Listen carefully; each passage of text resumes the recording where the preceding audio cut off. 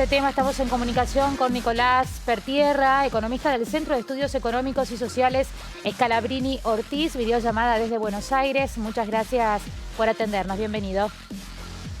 Hola, ¿cómo está? Muchas gracias a ustedes por comunicarse. Buenas noches. Bien, bueno, ¿qué análisis podemos hacer de los datos de la inflación dados a conocer en el día de hoy por parte de INDEC? Teniendo en cuenta, obviamente, que también se aplicaron varias políticas de congelamiento de precios que tienden a tratar de controlar esta suba, pero tampoco se ha concretado hace mucho tiempo como para que pueda impactar. ¿Qué análisis podemos hacer de estos datos? Claro, tal cual, como decís, porque el congelamiento empezó a regir el 20 de octubre, es decir, que de este periodo que estamos analizando, 20 días no incluyen al congelamiento y los últimos 10 días recién incluyen al congelamiento.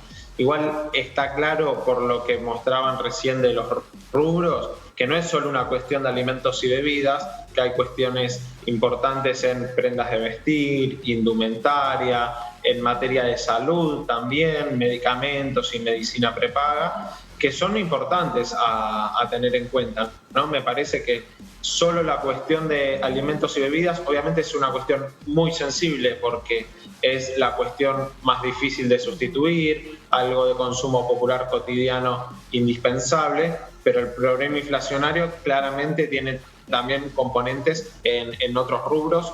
Y hay algunos rubros en particular, estos tres que mencionamos, alimentos, indumentaria y medicamentos, que me parece a mí entran por lo menos a 2022 con un colchón importante, porque vienen siendo de los que aumentan siempre por encima del promedio.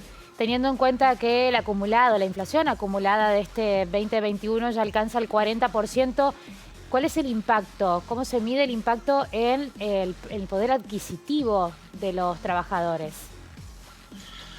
Bueno, acá el segmento que de alguna manera mejor se pudo defender, porque tampoco es que le pudo ganar significativamente, es el del empleo registrado, ¿no? Dependiendo del sector, alguna que podemos contar con los dedos de una mano le habrán ganado la inflación en lo que va del año, pero la mayoría le empató o estuvo muy cerca. El sector sí más golpeado, sin lugar a dudas, me parece que es el sector informal, no registrado, donde incluso vemos en los rubros que fueron los más afectados por la pandemia, ¿no? Lo que es recreación, cultura, esparcimiento, entretenimiento, hotelería, gastronomía, sectores donde el empleo formal muchas veces tiene un peso mucho más importante, fueron los más afectados en nivel de actividad. Entonces, sumarle que no pudieron trabajar una buena parte del año a los incrementos de precios que hubo, me parece que el sector de la informalidad es claramente el más castigado producto de esta dinámica. ¿Cuál es la raíz de esta inflación? Porque, bueno, por un lado dice, bueno, si aumentan los salarios, aumenta los productos y con ello aumentan los precios.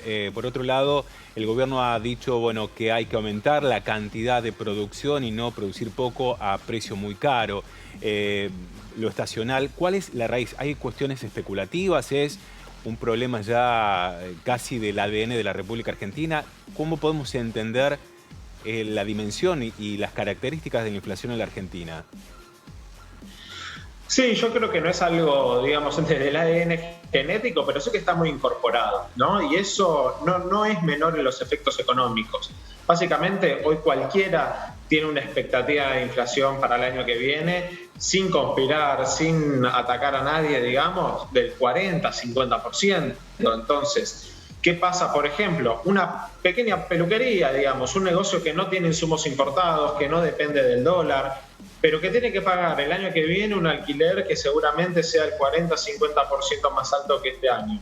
¿Qué tiene que hacer para poder seguir manteniendo lo mismo? No sacarle una gran diferencia y aumentar sus precios un 40-50%. ¿A qué voy con esto? Que hay un componente de inercia inflacionaria muy importante, que nosotros hoy lo que vemos es que los valores muy altos de la inflación pasada se siguen proyectando hacia adelante y esto es lo difícil que tiene que cortar el gobierno, ¿no? Entonces, los congelamientos aparecen como una herramienta, pero sobre todo si están en función de algo más integral, donde no sea por ahí un solo sector, 1.400 productos, sino que también el gobierno defina claramente cuáles van a ser los precios fundamentales del tipo de cambio, de las tarifas, que muchas veces se ve que no hay un acuerdo total, y que eso sea la guía en función de la cual muchos actores de la economía tomen sus decisiones. Porque si no, nos vamos cubriendo. Por las dudas aumentamos, claro, y por las dudas se genera un colchón. Y así es muy difícil romper esta dinámica, ¿no? Que es la que viene conformando esta inercia que describimos nosotros. Y en ese contexto y con el acuerdo de precios o el congelamiento de precios que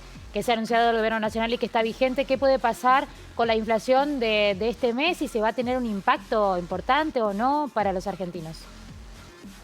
Bueno, nosotros desde el CESO hacemos un seguimiento semanal de la inflación hace ya 6 años prácticamente, de supermercados puntualmente. No seguimos todos los rubros, pero nos concentramos en supermercados y vivimos, por ejemplo, a diferencia de algunas semanas de principios de octubre, donde tuvimos una variación semanal del 1,4%, variación de una semana a la otra. Bueno, en las últimas semanas ya registramos en las primeras semanas de noviembre una variación mucho más moderada, ¿no? Por ejemplo, desde este lunes al anterior vimos que la variación fue en promedio del 0,3% y alimentos, bebidas con variaciones del 0,2, 0,4.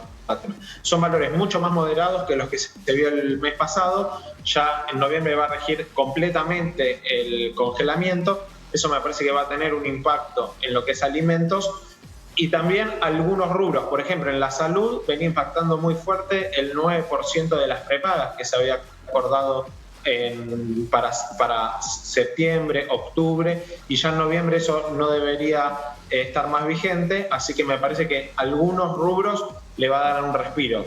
Después está la temporada también que se empieza en gastronomía, en hotelería, en pasajes y en transporte. Ahí me parece que es algo que se tiene que mirar con atención porque puede ser un rubro que pegue un salto también los próximos meses, ¿no? Nicolás Pertierra, economista del Centro de Estudios Económicos y Sociales Scalabrini Ortiz, muchísimas gracias por este contacto. Gracias a ustedes, buenas noches. Buenas noches. Y vamos a hablar de